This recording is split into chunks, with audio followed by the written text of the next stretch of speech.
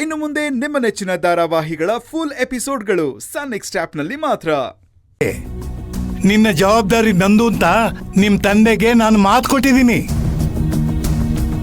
ಯಾವುದೇ ಕಾರಣಕ್ಕೂ ನಿನ್ನ ಈ ಮನೆಯಿಂದ ಹೊರಗೋಗಕ್ಕೆ ನಾನು ಬಿಡಲ್ಲ. ಅಯ್ಯಯ್ಯೋ, ದಯವಿಟ್ಟು ಆತರ ಹಠ ಮಾಡ್ಬೇಡಿ ಯಜಮಾನ್ರೆ, ನಾನು ಇಲ್ಲಿಂದ ಹೋಗ್ಲೇಬೇಕು. ಇದು ಹಠ ಅಲ್ಲ, ನಿನ್ನ ಮೇಲೆ ಈ ಮನೆಯವರು ಇಟ್ಟಿರ್ತಕ್ಕಂಥ ಪ್ರೀತಿ, ಕಾಳಜಿ, ಗೌರವ.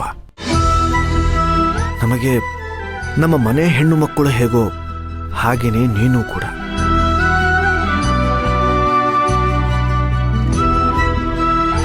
ನೀನ್ ಹೇಗೆ ನಮ್ಮ ಮನೆ ಸಮಸ್ಯೆಗಳೆಲ್ಲ ನಿಂದು ಅಂತ ಅನ್ಕೊಂಡಿದೆಯೋ ಹಾಗೇನೆ ನಿನ್ನ ಕಷ್ಟಗಳೆಲ್ಲ ನಮ್ದು ಅಂತ ನಾವು ಅನ್ಕೊಂಡಿದ್ದೀವಿ, ತಿಳ್ಕೊಂಡಿದ್ದೀವಿ. ದಯವಿಟ್ಟು ಈ ಮನೆ ಬಿಟ್ಟು ಹೋಗೋ ಮಾತು ಆಡ್ಬೇಡ.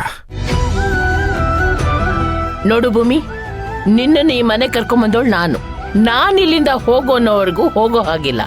ಅಷ್ಟಕ್ಕೂ ಅಲ್ಲಿ ಹೋಗಿ ಏನ್ ಮಾಡ್ತೀಯ? ಭೂಮಿ, ನಿನ್ನ ಮನಸ್ಸಿಗೆ ನೋವಾಗೋ ಹಾಗೆ ಈ ಮನೇಲಿ ಯಾರಾದರೂ ನಡ್ಕೊಂಡಿದಾರ? ಹಾಗೇನಾದರೂ ಆಗಿದ್ರೆ ಹೇಳು, ಅವ್ರ ಪರವಾಗಿ ನಾನು ನಿನ್ನ ಹತ್ರ ಕ್ಷಮೆ ಕೇಳ್ತೀನಿ. ಕ್ಷಮಿಸ್ಬಿಡಮ್ಮ. ಅಯ್ಯೋ, ಹಾಗೆಲ್ಲ ಹೇಳ್ಬೇಡಿ. ಮತ್ತಿನ್ ಹೇಗೆ ಹೇಳ್ಬೇಕಮ್ಮ?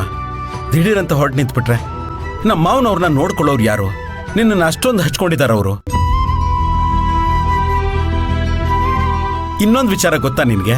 ಈಗಷ್ಟೇ ನಿನ್ನ ಬಗ್ಗೆ, ನಿನ್ನ ಅಡುಗೆ ಬಗ್ಗೆ ಎಷ್ಟು ಹಾಡಿ ಹೊಗಳ್ತಾ ಇದ್ರು ಗೊತ್ತಾ?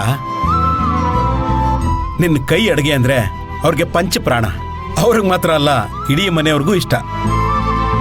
ನೋಡಮ್ಮ ಭೂಮಿ, ನನಗೆ ನೀನು ಬೇರೆ ಅಲ್ಲ, ನನ್ನ ಮಗಳು ಸುರಭಿ ಬೇರೆ ಅಲ್ಲ, ಇಬ್ಬರೂ ಒಂದೇ.